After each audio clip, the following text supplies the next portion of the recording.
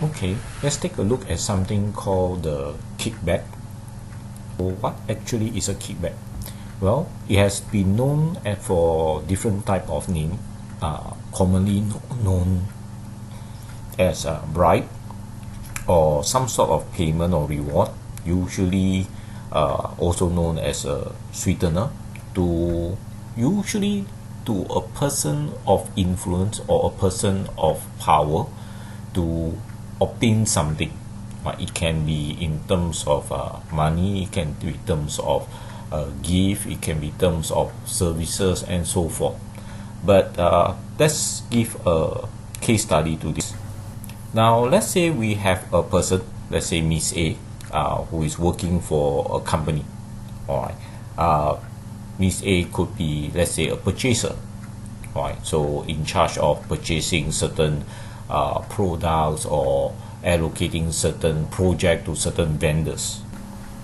Now there could be a number of vendors that basically is interested to do business with this company that Miss A is actually working for.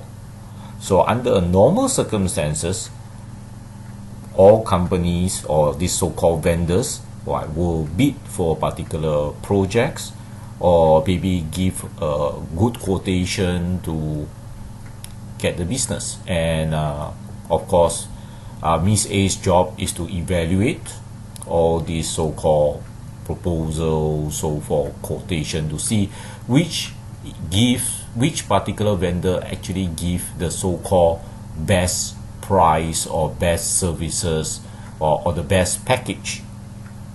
Right. But assuming that Miss A basically is more favored to a particular vendor, then what will happen?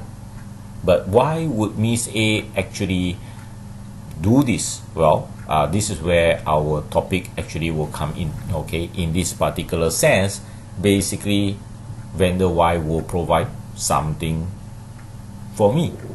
So this particular case, alright, basically vendor Y have just provided what we consider a kickback to Miss A.